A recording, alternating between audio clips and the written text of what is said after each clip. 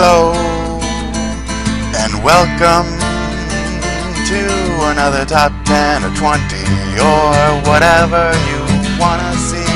Hello, and welcome to another top 10 or 20 or whatever you want to see. Number 20, May. Named after Cinco de Mayo, which is when she was found by Johnny, May is a member of the Jellyfish Air Pirates and possesses superhuman strength, which she uses to wield a massive anchor. Some years later, Johnny got caught for doing Robin Hood-like acts, and then May sets off to save him, and the first guilty game begins. Her age and true identity are still unknown. She can also summon sea creatures, and has an irrational fear of bald men and can sense them from afar. Number 19, Cube. Cube, Combo, and Coin used to rule the streets of Grind City. That is, until the Golden Rhinos came and kidnapped Coin. Cube and Combo then set off to Tokyoto to save their favorite pal. Cube is one of the fastest and can skate hard for a long time with her stamina, lacking slightly in spray and grind abilities. As the goth girl of the group, it's not hard to see why I thought she was fly. It's only fitting that unlocking her and Combo required quite a bit of effort, as they were both great at what they do. Number 18, Koyori. Poster girl for her own cafe, with an ability to balance almost anything on her tray, this waitress really knows how to sweep up. Koyori strayed from her parents after birth and almost died of starvation, but an old woman who ran the tea house saved her life. She then changed herself into a human to repay the old lady's kindness with servitude. Meows, mews, and nyas are often a part of her dialogue. In this game, we follow her on her quest to stop a dine and dash goblin and fight anyone who gets in her way, even if that includes firing a cursed bazooka or getting past this guy. Number 17, Ooh La La. As a kid, she loved watching the Galaxy Kids news program, and at the age of 12, she was the only survivor of the spaceship incident and rescued by a Space Channel 5 reporter. This act inspired her to devote herself entirely to the station. 2 years after being hired, she finally got her big break in the game we all know her for.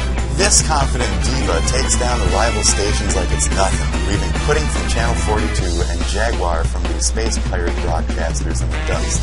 Let's just say it, Ooh La La knows how to get down, down, down, down. Number 16, Taki. The Hunter of Darkness, Sealed Sword of Godspeed, Partial Shadow of Demon Sealing, she who seals off evil. Taki goes by many names, with some unblockable attacks, speedy jabs, and quick feet. Her signature red tights and, sword, Riki Maru, have always been a part of her looks over the years. Taki was orphaned after her parents died of sickness. A ninja master then raised her and taught her the many secret techniques of his clan. That's when she decided to travel all throughout Japan and defeat the evil demons that threatened people. Hearing the Soul Edge was an evil blade, she sets off immediately to destroy it. Number 15, Ayla. Chief of her village for being known as strong and fearless, Ayla led her people in the war against the reptiles. Upon Chrono's arrival to obtain a dream fragment, Ayla soon decides to join them in their fight to destroy Lavos, after a heavy night of drinking, of course. Ayla was born before the time of magic and cannot use any, but she does have the ability to control dinosaurs and hit really hard with acrobatic feats that are very beneficial in tech usage. With high attack and high defense, Ayla is often seen as one of the first tank-like females in an RPG. Number 14, Harley. The Harlequin of Chrono Cross. Birthed from the dragon god and seeking the frozen flame, she is Lynx's sidekick and a character I really liked and had compassion for. Her feelings for Surge eventually led her to make some very tough decisions. Thought to be a descendant of Shala herself, this petite powerhouse had high stats and was only able to be part of your team for a very limited time. Heavily French-inspired, Harley often speaks in a French-English blend. Number 13, Maru. Ever spunky and high-spirited, this whimsical wingly uses her huge hammer and devastating dances to pummel her opponents. Maru makes for a good healer or tactical tapper. Maru is quite a bit different from the other winglies being explorative, defiant, and loud. She didn't really fit in with most of them. Upon meeting Dart, she follows the team like a puppy and eventually ends up joining them by doing so. Number 12. Aya Bria.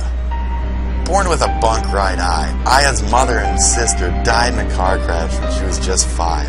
Her sister's organs were used to fix Aya's right eye, and a kidney went to a patient direly in need. However, the mitochondria in her sister's DNA were highly evolved and began to shape both of the children's genetic structures.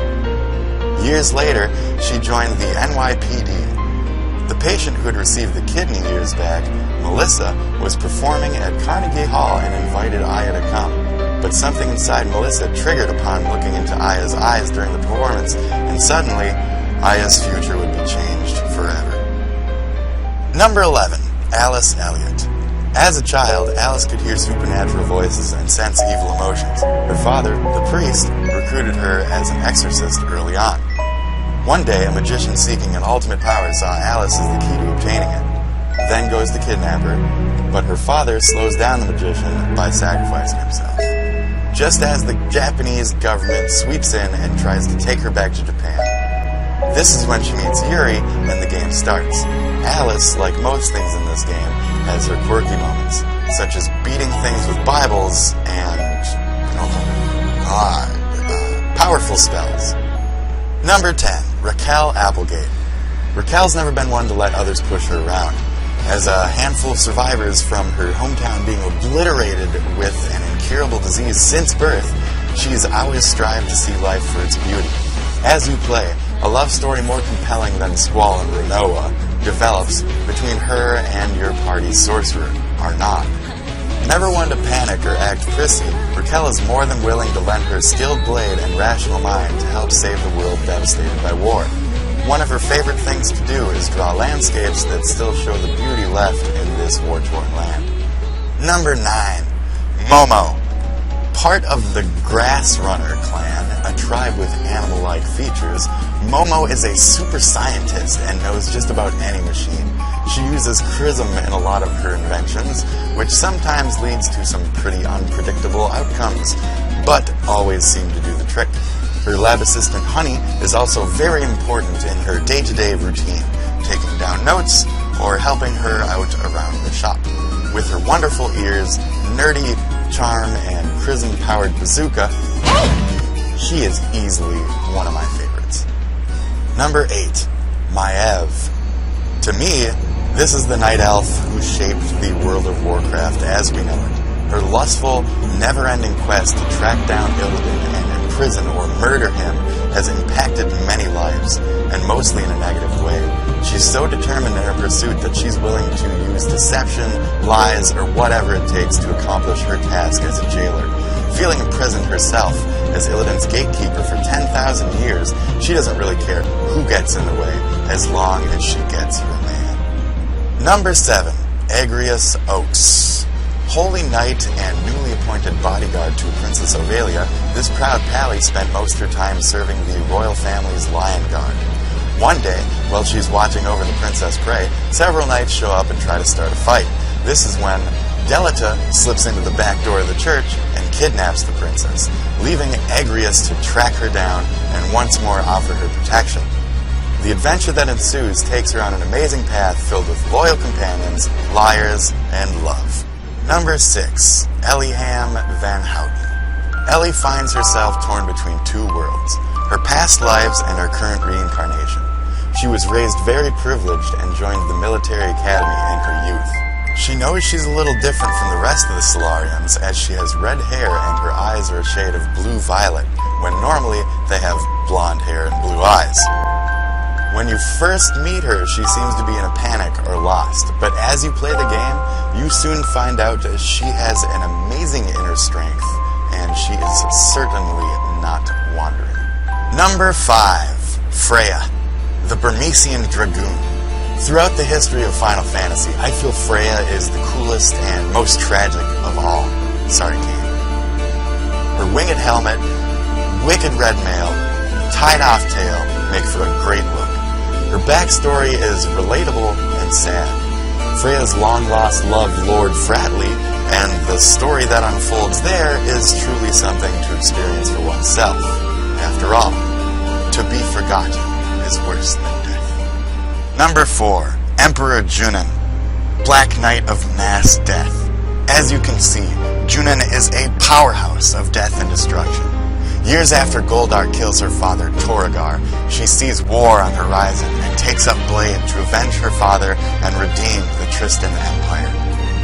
She wears the mask to strike fear into her opponents and make sure that they do not belittle her in battle for being a woman.